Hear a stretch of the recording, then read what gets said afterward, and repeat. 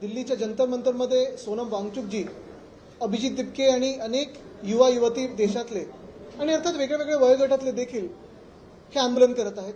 सोनमजी उपोषण करत आहेत. त्यांना हॉस्पिटलमध्ये कसं जोर जबरदस्ती नेलं आपण पाहिलं. त्यांना भेटू कसं देत नाही हे देखील पाहिलं. परवा देखील आमचे जे खासदार आहेत त्यांना भेटायला गेले होते हॉस्पिटलला, त्यांची भेट घेऊ दिली नाही. आणि हे सगळं होत असताना काल जो मोर्चा निघाला आपण पाहिलं असेल, उत्स्फूर्तपणे असंख्य तरुण तरुणी दिल्लीच्या रस्त्यावर उतरले आणि हे सगळे जे देशाचं संसद भवन आहे जिथे एकेकाळी लोकशाही असायची त्या संसद भवनाच्या दिशेने मोर्चा काढू लागले होते. आणि हे सगळं आम्हाला वाटलं होतं की कोणीतरी प्रधानमंत्री कदाचित लोकांना भेटत नसतील किंवा प्रेस कॉन्फरन्स घेत नसतील, पण एक तरी मंत्री येऊन पुढे ह्या 20 दिवसात बोलला असता किंवा आत्ता तरी कोणी चर्चेला पुढे आलं असतं.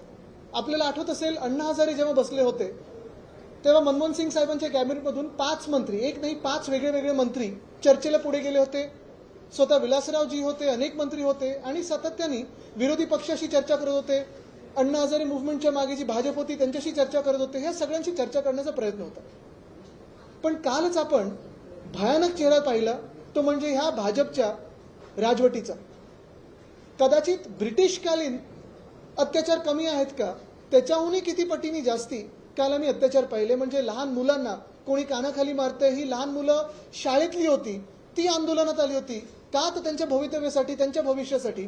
कोणीतरी त्यांना कानाखाली मारतंय. महिलांना जसं मारलं गेलं, 1-2 महिलांचे मी व्हिडिओ पाहिले. कोणीतरी मागून त्यांना एक तो दांडुका मारलेला आहे, कोणीतरी जाऊन त्यांच्यावर लाठीचार्ज करत आहे. 2 महिला सापडल्या, त्यांना पूर्ण RPF रॅपिड ॲक्शन फोर्स पूर्णपणे जसं काही वेड्यासारखं लाठीचार्ज करत आहे. बरं, नावाच्या पाट्या देखील काढल्या या रॅपिड ॲक्शन फोर्सने.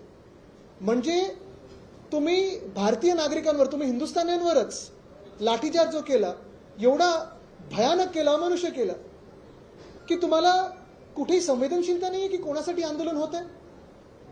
असंच जर आपल्याला आठवत असेल तर शेतकऱ्यांना देखील हेच भाजप सरकार होतं ज्यांनी अर्बन नक्सल, माओवादी, दहशतवादी हे सगळं म्हटलं होतं. त्यांच्यावर टीयर गॅस सोडला होता, त्यांच्यावर तुम्ही पाहिलं असेल गोळ्या मारल्या होत्या. तसंच काल हेच झालं दृश्य.